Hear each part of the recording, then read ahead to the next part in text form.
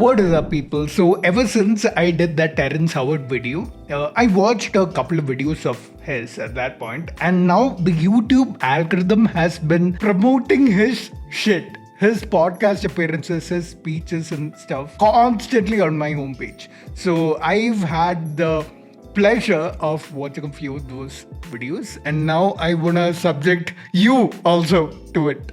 So without further ado, let's get on with it. You guys believe in straight lines? You believe there's straight lines in the universe? Well, let me hit you with something. All energy in the universe is expressed in what? It's in motion. If something is still, there's no energy. Kinetic, right? All motion is expressed.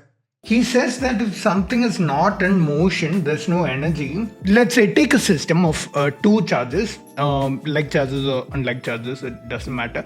Separate them by a distance. They will have a force between them, right? Because of their potential energy. Or you can take a gravitational system. Take an object to a height. There is gravitational force between that object and the planet and the earth. That is potential energy, right? So there's no motion, but there's energy. There's energy because there's force in the system, and that force is related to the distance between the two objects. So simply by changing the distance, not putting the objects in motion, the objects can be motionless, but there will be energy generated in the system. Right? Yeah, this is just plain wrong. Then what? You look at galaxies. Are they expressed in straight lines? Expressed in vortices. All vortices are... Galaxies are not vortices. A vortex is a three-dimensional shape. Galaxies are two-dimensional. Okay, three-dimensional if you consider the third dimension, which is tiny. But they're like pancakes. They're more like spirals than vortices. So calling them vortices is wrong. Are expressed in what? Waves. All waves are curved. Wait, what? Vortices are waves? What does he mean by that? They're clearly not waves. Straight line in nature. You show me where the platonic solids come.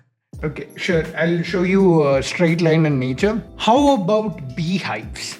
They're hexagonal. The sides are straight lines. If you don't count this, you're gonna count the shape, which is a hexagonal cylinder. Even that is linear. But if you don't count this, how about the bones in our body? Surely you accept them as being straight lines, right? This is a femur bone. It has to be linear because it has to resist the compressive force from the body's weight. Wait, I'll show you. So if your body's on top of the bone here, and the bone is resisting against the ground, which provides a normal reaction to your weight. So the bone has to resist against compressive forces along the bone, like what I've shown. So it has to be linear because those forces, those compressive forces are linear. How about the beak of a woodpecker? Aren't they in a straight line? Yeah? Or the stinger of a bee?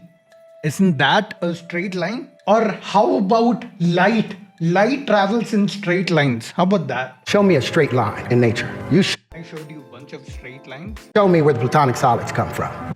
Plutonic solids, they're platonic solids. See, this is the problem, okay? Now, I'm all for listening to what anyone has to say. Irrespective of where they're from, what they've studied, we have to give everyone a chance to say whatever ideas they have in their minds.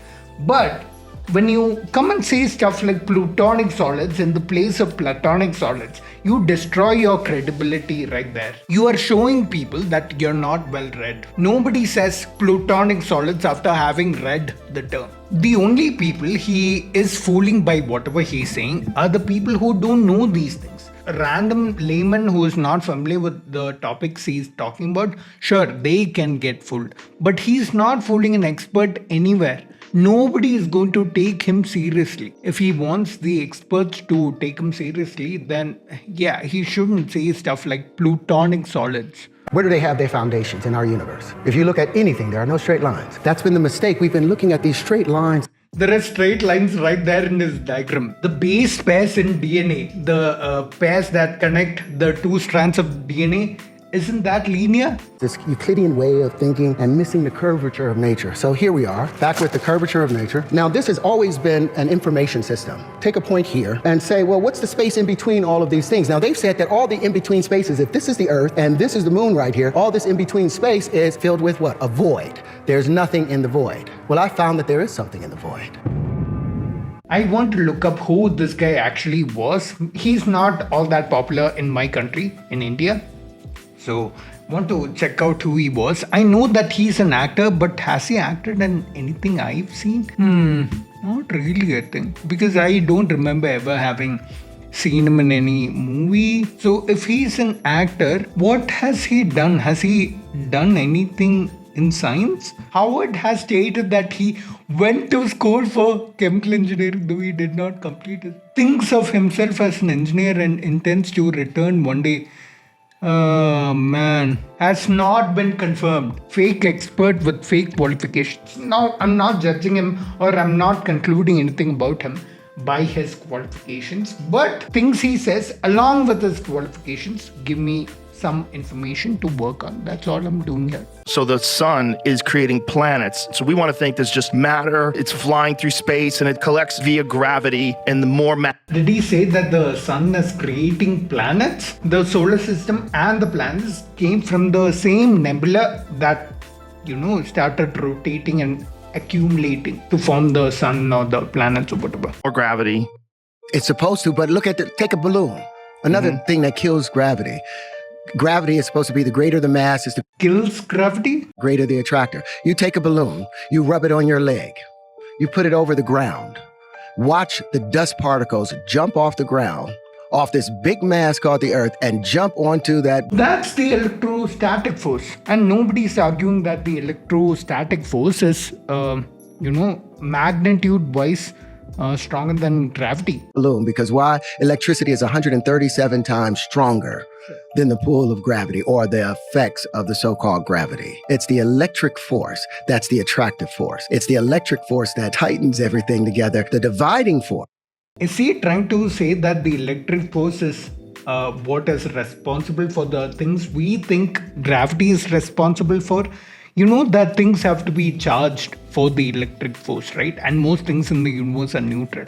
Force is the radiative force, the magnetic field. It ablates and pushes everything out. Wait, the dividing force is the magnetic force? If the magnetic force is repulsive or attractive, depending on where the poles are, so can the electric force repel or attract. Like charges repel, unlike charges attract. And plus, the magnetic force and the electric force are not two separate things. A moving charge creates a magnetic force.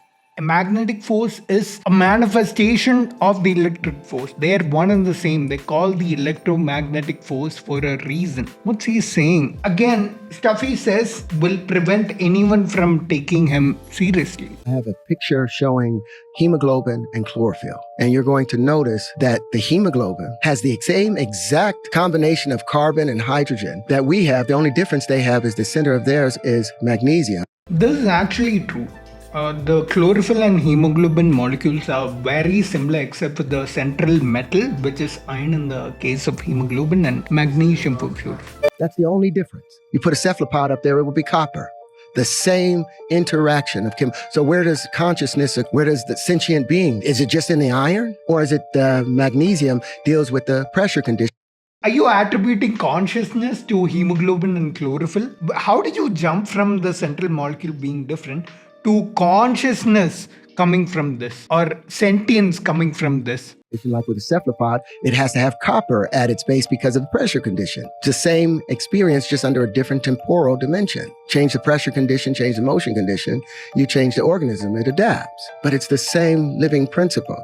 There's a lot of other things also that are different between plants and animals, right? Can't consciousness be a manifestation of something else, not the hemoglobin? There's no difference between us and the plants when people are chopping down and ripping things off just because they can't hear them scream. Well, these are some more crazy ideas from Terrence Howard. I hope you enjoyed them. If you guys like this, I might do more of these.